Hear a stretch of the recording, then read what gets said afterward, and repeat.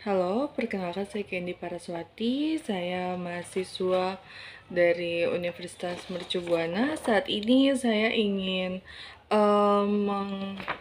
membuat tugas besar 2 perekonomian Indonesia.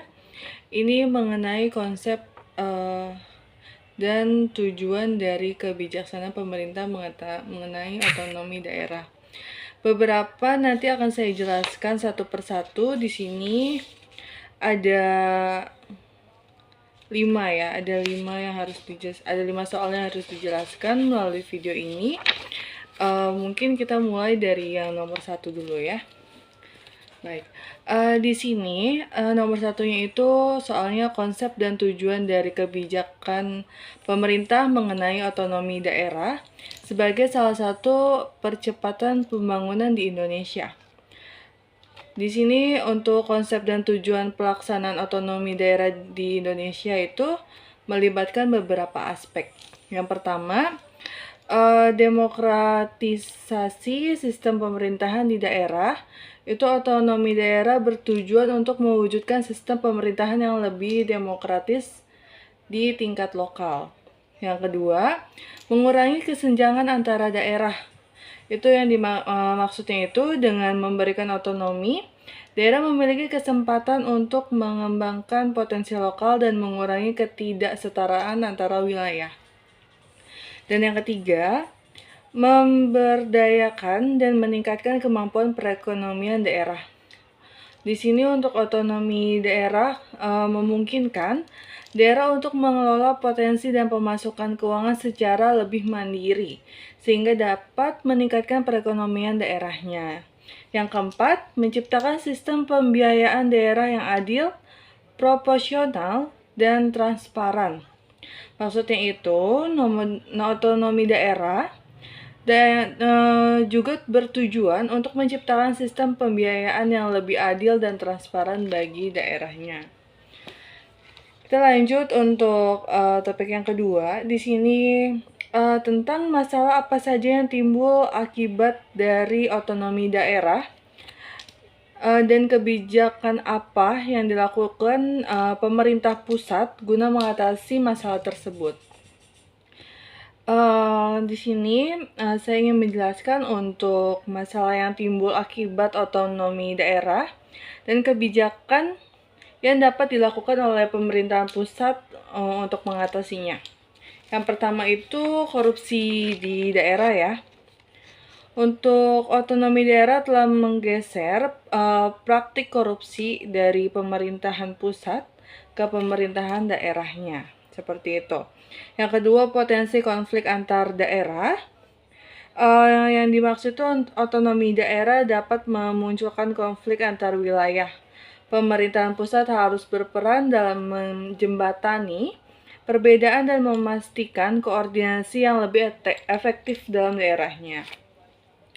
Nah, untuk yang ketiga itu keterbatasan sumber daya. Beberapa daerah yang menghadapi keterbatasan sumber daya, baik finansial maupun SDM ya, sumber daya manusianya, pemerintah pusat perlu mendukung daerah dengan alokasi anggaran yang adil dan memperkuat kapasitas SDM-nya. Yang keempat, koordinasi antara pusat dan daerahnya.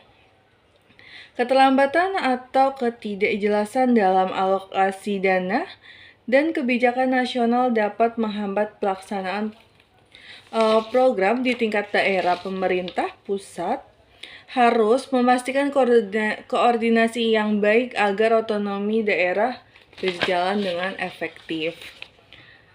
Untuk topik yang ketiga di sini berikan penjelasan tentang kebijakan fiskal yang dilakukan oleh pemerintah guna mempercepat pembangunan struktural di Indonesia. Di sini saya akan jelaskan untuk mempercepat pembangunan struktural. Berikut ini ada beberapa fokus kebijakan fiskalnya ya. Yang pertama itu penguatan kualitas SDM, sumber daya manusianya. Pemerintah mengalokasikan anggaran untuk pendidikan dan pelatihan guna meningkatkan kualitas sumber daya manusia. Terus yang kedua, akselerasi pembangunan infrastrukturnya.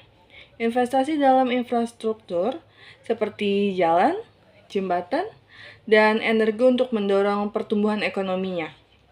Yang ketiga, reformasi birokrasi dan regulasi. Upaya untuk memperbaiki efisiensi dan transparansi dalam administrasi pemerintahan. Yang keempat itu revitalisasi industri, dukungan bagi sektor industri untuk meningkatkan daya saing dan produktivitasnya.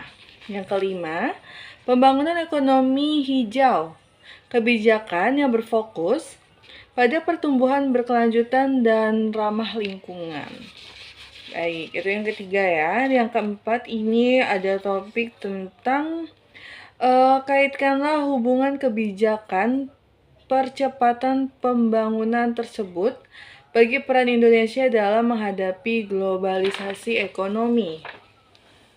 Baik, untuk peran Indonesia sendiri dalam menghadapi globalisasi ekonomi sangat terkait dengan kebijakan percepatan pembangunan seperti daya saing ekonomi, konektivitasnya, terus ada juga di sini diversifikasi ekonominya, dan yang terakhir itu ada penguatan kapasitas SDM-nya, seperti itu.